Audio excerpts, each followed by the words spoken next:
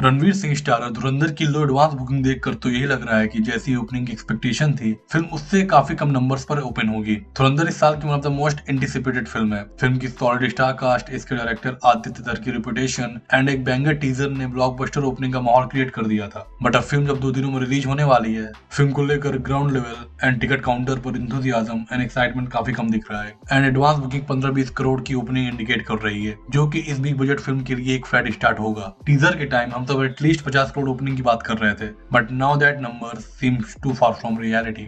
इस तरह का मिनिस्क्यूल रिस्पॉन्स ये भी बता रहा है कि ऑडियंस को पता नहीं क्या चाहिए, क्या देखना चाहती है ऑडियंस थिएटर में। पर्टिकुलरली फॉर हिंदी फिल्म्स ये साल काफी एवरेज रहा है। Apart from Chhawa and Saiyara, no other film sent the ripple across the country. Raid 2 and Houseful 5 got moderate success, but given the franchisee and star power attached to them, both films should have reaped more numbers. कई much hype फिल्मों को तो एक average opening मिली है, पहले ऐसा नहीं होता था। अगर फिल्म बुरी होती भी थी तो आफ्टर वीकेंड या अपने दूसरे दिन क्रैश होती थी। Films like thugs of Hindustan, tiger 3 ये फिल्में एंटरटेनिंग नहीं थी। स्टिल ठग्स ऑफ हिंदुस्तान एक रिकॉर्ड ओपनिंग ली थी, वहीं टाइगर 3 भी despite being a mid film अपने वीकेंड में अच्छा खासा कमाती है। इस साल रिलीज हुई ऋतिक रोशन की much anticipated and much hyped film war 2 भी बहुत बड़ी फ्लॉप साबित हुई। Yes, the film was boring, CGI and VFX was obnoxious. Its teaser and trailer fail to pack the punch. लेकिन वॉर जैसी फ्रेंचाइजी, वायर ऑफ स्पाइवर्स जैसी IP, 2 superstars in form of Hrithik Roshan and junior NTR, ये सारे factor होते हुए भी war 2 एक blockbuster opening नहीं ले पाई and that was shocking. Akshay Kumar की जॉली एलएलबी 3 ने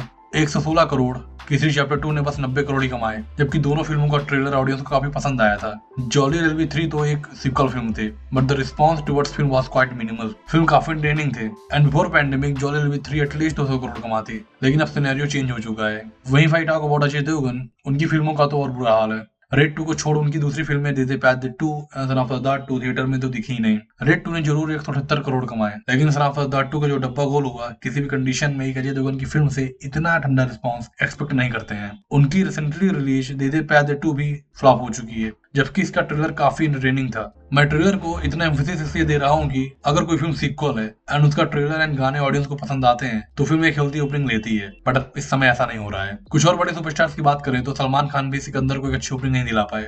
जिस टाइम में फिल्म में अपने फर्स्ट डे 100 करोड़ कमा रही है, सलमान खान जैसे मेगा स्टार की फिल्म 30 करोड़ में ओपन हो रही है and that is worrying sign for industry. बड़ी फिल्मों का ये हाल है तो छोटी फिल्मों की कंडीशन और बुरी है। बिफोर पैंडेमिक थिएटर में छोटी high on drama and not so मासी टाइप फिल्मों के लिए एक ऑडियंस होती थी, स्पेशली हिंदी बेल्ट में, जहां एक ही कैलेंडर ईयर में डिफरेंट जॉनरा की फिल्में थिएटर के लिए अच्छा बिजनेस करती थी।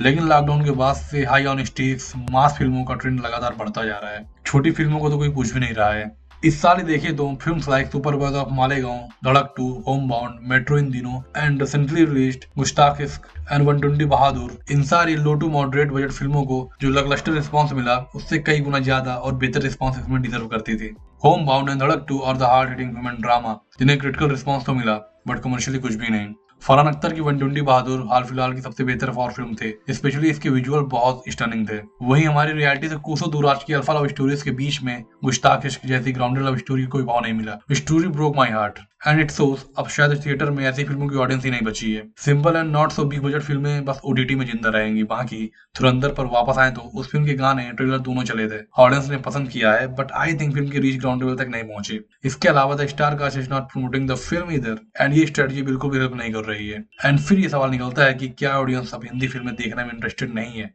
What do you think about it? Let me know in the comment box. Do like it and subscribe the channel.